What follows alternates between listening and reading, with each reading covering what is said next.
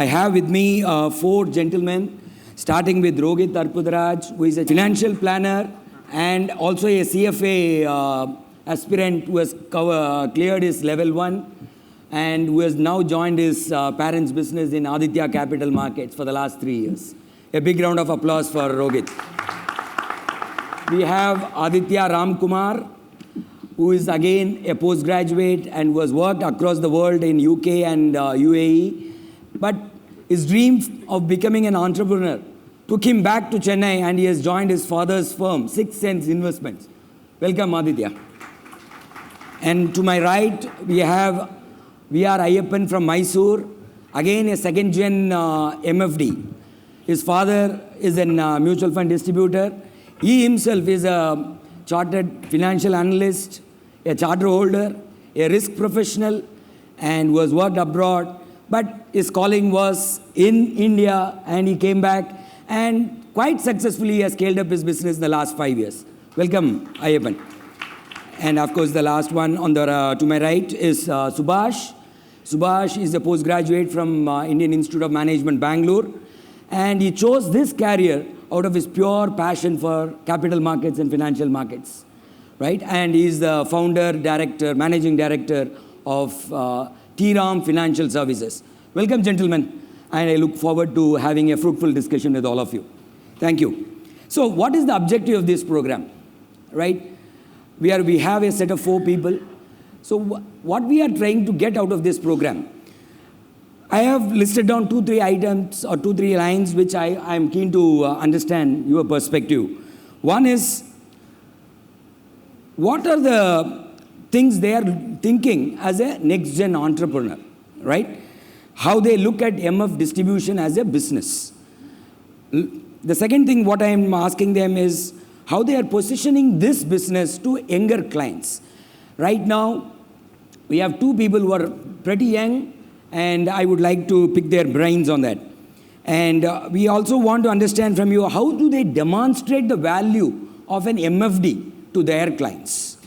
And how they are preparing to face the challenges. Of course, that is always there. So without much ado, let's get started. Rohit, I would like to start with you. We know India is a country of young people, right? The average age is 29 years, and they have this YOLO attitude. You live only once. So the question of saving, investing comes very last in their things of priorities. So how do you approach a young person? And you have been quite successful in that. So I want to pick your brain on that and see how do you position our services as an MFD. Yeah, so what I do is, so I follow a similar strategy as this year's agenda, which is Key is Me. So I try to show them how I have invested or how I go about saving money. So this gives them a new perspective, and it also helps them relate to me, like a person of their age group, more than what generally an older person would say. So I go about that way. I try to show them my portfolio. I try to show them how I set about my income for savings and spending. So I do that a lot. And then also they feel comfortable talking to me, a person of my age, instead of like going to a generally an older person. And another thing is I'm able to communicate to them in their own language per se. So that's how I go about it. Okay, fantastic. I think well said, Rohit. This is phenomenal, actually. You are able to appreciate and connect to the set of people. Okay, presenting our income expenditure is one thing. Probably, how do you pitch, right? How do you pitch this product, or how do you pitch investments as a category? I want to go to Aditya. And Aditya, what are the key elements you cover in your pitch, right? When you meet up with the prospect, right? What are the key elements you cover? Good afternoon. See, first we try understanding the client. That is our major point. And then we try explaining them about the inflation that is there in place, maybe then the taxation. Yeah. Maybe we can only talk about the current taxation that is in place. And then we also talk about the power of compounding. So we give everything in numbers. We take a couple of modules to them. Yeah. Maybe what happens for 5 years, 10 years, 15 years. The longer it is, the better. We try proving it in terms of numbers to them. So that will be our first pitch to them. Very, very important. 3 things what you have highlighted. You need to talk about inflation to them, how it erodes their purchasing power. You need to talk to them about the taxation, the impact of taxation on their wealth. Correct. And the power of compounding. Yes. How it grows big over a period of time. And we show them in numbers so that they actually see it. It's not just by words what we say. We actually try proving it and what has happened in the past. Yeah. Yes. So Yeah, it brings in a lot more conviction. Exactly. See, just to add on, okay, you have a pitch, you go to them. But do you use this pitch to make a product sale? Or you sell it as a solution? How do you? I wouldn't say it's a product. I will only pitch it as a solution oriented because we first try understanding the client. We don't just go sell something. We try understanding them. We try understanding their risk appetite, their family, getting into their personal space firstly. Depending upon how comfortable they are, you can't enter their personal space always. Yeah. And then we try growing with the client, understanding their current needs, future wants, and how they meet their needs and wants in the future. And we are a part of their lives, to be very honest. We start from a small retail client, maybe 10 years down the lane, he might be an HNI. True. So we are with the journey with the clients morely, and we go till the retirement planning. Understood. So that's how we pitch ourselves. Makes sense. I think you are making a very interesting point. Not only the concepts, but also make it as a solution-oriented rather than trying to make it as a one-off product sale pitch. Exactly. Makes sense, absolutely. I thank you for that. See, when we talk about next gen, the natural question is how technology plays a role, right? Because everyone we are talking about, we have adopted technology as an industry in a very, very big manner. Probably in the last 5 years, technology has reduced our work by 80%. The operational part of the work, what we do, right? I am not exaggerating. We no longer fill forms. We no longer do any of those things. So it has really helped. And we have one Ayyappan with us who says he doesn't encourage offline business at all, right? So it is very clear. From day one, he is very clear. We will do only everything online. So I want to understand from you, Ayyappan, how technology plays a major role in your business, and what are the new opportunities you are able to bring in out of this, and how do you position that as an enabler for you in your business? Good afternoon, all. So I started in the year 2018. Closer. So when I started in the year 2018, my first thing was if I want to expand this business, right, I should have the support of technology. Right. That was the only thought process which I was looking at. So I was not knowing anything about business, and believe me, I am not a marketing or a sales guy. So it was a very tough entry for me to get into this business, right? When I started.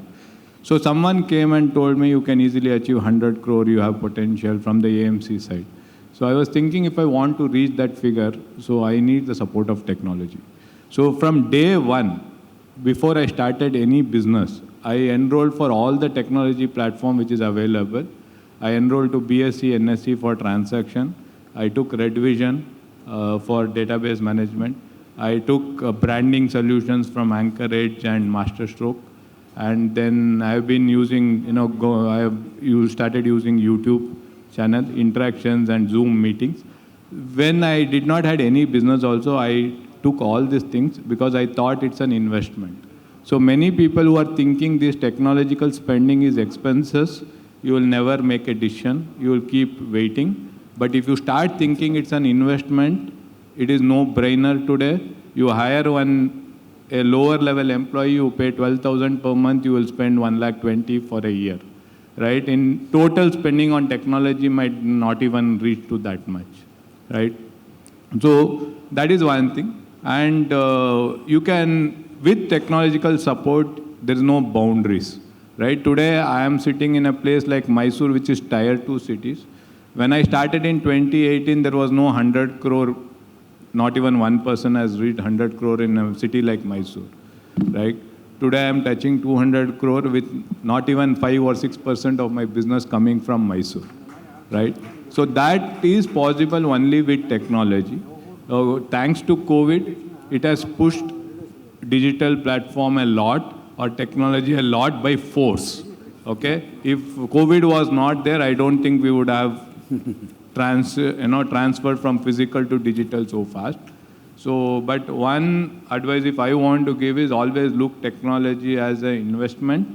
Okay, it pays you Multiple back times. Very true, very true. Ayyappan is making a very, very powerful statement by saying that it has opened up avenues for him to do business across the globe, right? Probably you were talking about NRI clients in a big way yesterday. So that is how technology has to be used, and that is how next-gen entrepreneurs are looking at technology. So I encourage each one of you, whoever has adopted technology in all aspects of your business, probably take cue from him, and probably we all should go along that path. Yes. Just to add, I have rejected physical checks from people. Okay, whoever is not ready to come online, I have rejected those clients. That is the benefit which we have as an individual where we can take that call. So my logic is simple. Anyone below 60 years, if they are not ready to adapt digital as my clients, they are not my clients. As simple as that. Fair point. Okay. Thank you, Ayyappan. See, next to technology, what is more important in doing it as a business is to have sound processes, right? Without processes, you cannot scale up the business. And we have Subhash here who has implemented a lot of processes in his business, and which I think will be very useful for all of us to hear from him. Subhash, how do you prepare your business to adopt these processes, and how it is enabling you or helping you to scale up faster?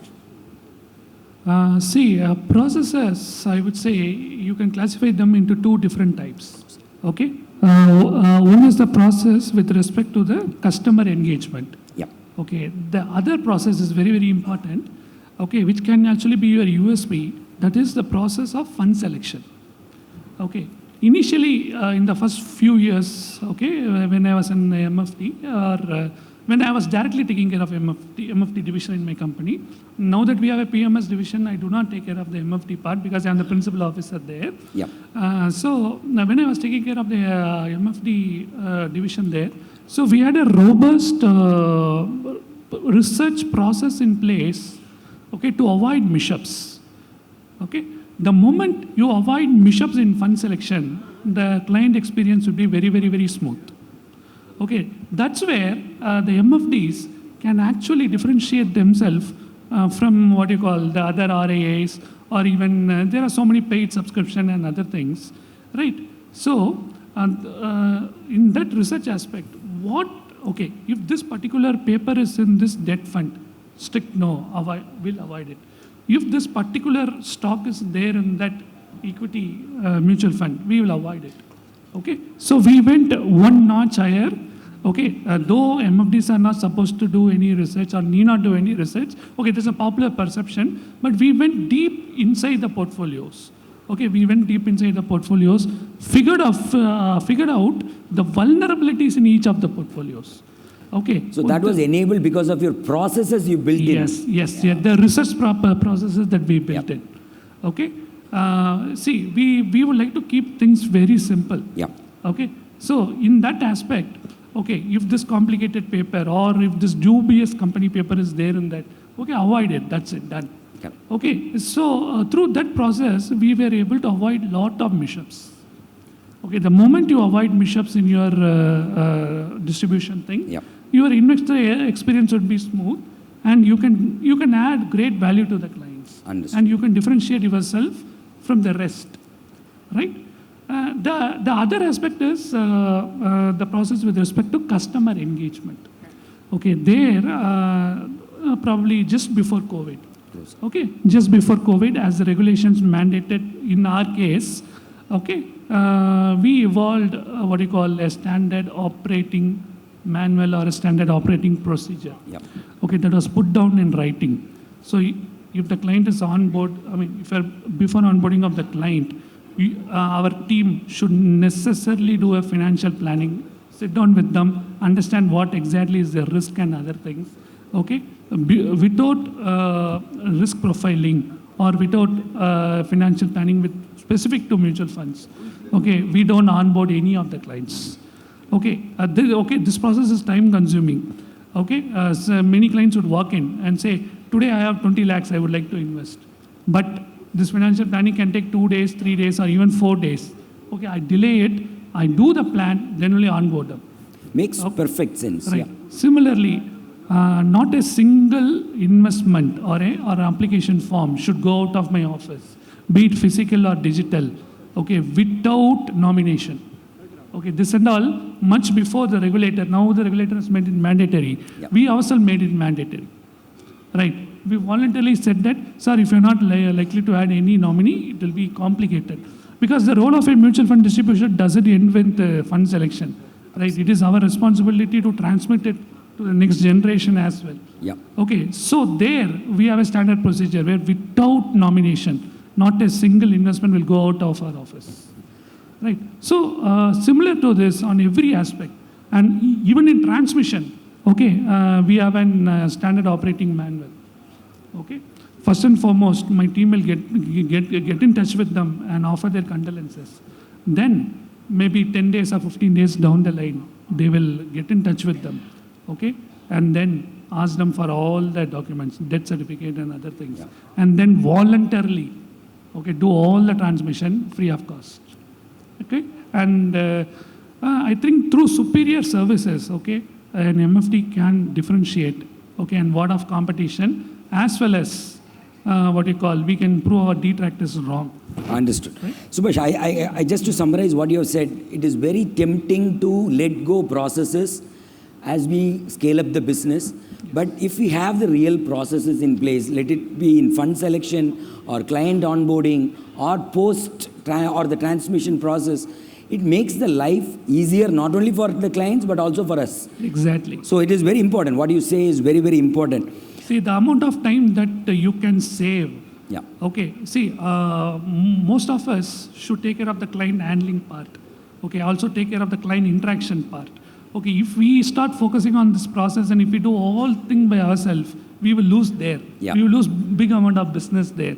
So that's where at least the operations part, okay, and the MFDs, as early as possible or as soon as they get an opportunity, they should make themselves redundant of the operations. Got for it. which process is absolutely essential. See, it is very important from what I understand from Subhash is it is very important to have a standard operating procedure.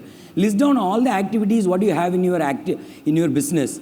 Create a standard operating manual so that whoever comes in tomorrow and runs this business or helps you in the operations, they will be able to do that. Thank you, Subhash. With that, probably we will move on to something which is the most interesting for the young generation or the next gen, right? About the social media. Most of our young people are in social media, and social media plays a very, very vital role. And how I want to talk to Rohit and understand how he effectively uses social media for the purpose of client acquisition or engaging with them, whatever it is. Yeah, so how I see social media is like, in the olden days we had people talking to each other or word of mouth was there. And then there were telephonic calls after that. Yeah. So now it is the Instagrams and Facebooks and Twitter, everything. So people consume content there. Yeah. People spend a sizable amount of their time online. So what I think is like, wherever people are spending their time, go and sell them there, sell what you have there or tell what you have to tell there, so that it is not like it's like they consume consume whatever they are already seeing, but in a more informal way. Informal in the sense like they don't have to set aside time for this. They'll in the fast moving world now, they just take in information while on the go. Okay. So social media acts as a very wonderful tool there. Also, social media helps us to tell what we have done as a mutual fund distributor or whatever it is, not even to this field. Do you educate them? Do you spend time educating them? Yeah, educating through social media, that's what I was telling. So instead of like proper Consciously general not doing IAP, it, yeah. instead of that, we can use social media to make people aware of whatever is happening in a way that they don't think of it as like another school or college. They don't think of it like that. It's we combine it with entertainment or whatever it is. So we make them understand what we have to tell in a more leisurely way, so that they can take in everything. Understood. Okay. Subhash, can you demonstrate, or how do you demonstrate the value you add to the client? By written communication, okay, by hard numbers. Yeah. See, unless otherwise we sell ourselves, okay, unless otherwise we communicate the value that we create to the thing. We are in an era of social media, right? There are so many anti-MFD lobbies acting. Yep. Okay, ஏதோ ஒரு sin மாதிரி சொல்கிறாங்க நம்ம வாங்குற commission. There's no sin in it. அந்த மாதிரி portray பண்ணுறாங்க social media. So when you are in such a thing, you need to constantly communicate. Okay, it's simple, right? Initially, first 4 or 5 years, I didn't communicate and all. I just did my duty. Okay, asset allocation, this fund, leave it. Okay, and then afterwards, what happened? One particular client, I'll just narrate a very small incident. Right, one particular client, what he had done, he had shared his portfolio with another friend of his. That guy has cloned it. Okay, அப்படியே clone பண்ணிட்டார். Okay, clone பண்ணிட்டு what he did, instead of cloning in regular, he cloned in direct. Okay, then that guy calls my client and says, you invested 30 lakhs with him, it has grown to 52 lakhs. The same fund I invested directly, okay, the 30 has grown to 53. Okay, so what value he is adding? You better come out of him. After cloning the portfolio, what I gave, he is telling this. Okay, because the world is like that. Okay, so that time I realized, okay, we'll have to start communicating this, and communication has to happen during every review meeting. Okay, every 3 months or every 6 months or whenever we meet the client, the communication happens. So basically, you're saying that you showcase the value add by the way of portfolio construction or yes, and sometimes I have been very little bit point blank also. This particular client, I told him clearly. I told him before you became my client, the 30 lakhs was lying idle in your Citibank account. Okay, fetching you 3%. Okay, after you became a client, within 4 years, it has doubled from 30 to 60 all the way. So this is the value that I have added. Okay, and I've been very point blank. I have mentioned it. It was lying idle in Citibank account, and now it has grown this much. This was because of me. Yeah. Okay, unless otherwise you tell this, okay, you can be politically correct as well as politically incorrect to tell this. Okay, I don't want to get into that debate. Unless otherwise you tell it, unless otherwise you communicate it, I don't think in this era of social media, right, where you have negative propaganda acting against MFDs, okay, you can't survive in the longer run. That's my take. Okay, thank you. Ayappan, the question what I want to come with you is, you have a unique client acquisition model, right? Your online webinars, how effective it is. So what happened, India's financial literacy rate is only 26%. For a developed country, the financial literacy rate is 60 to 65. That means if you see 10 people, only 2 people are financial literate, not expert. Okay? That means 8 people, they don't have any clue. There is a requirement of financial literacy. So when I started my business, numbers was not even there. My only whole thought process is how I can educate people. Okay? And I felt online webinars are much more easier to reach out to a lot of people. So as a new entrant to the industry, I was very upbeat and I circulated to all my friends, everyone. Only 2 people turned out on my first online webinar, right? So, but I still did for those 2 people, thinking that at least 2 people have committed their time for this event, right? That 2 became 4, became 8. So now I have conducted webinars offline also to lot of corporates like, Accenture, Happiest Minds.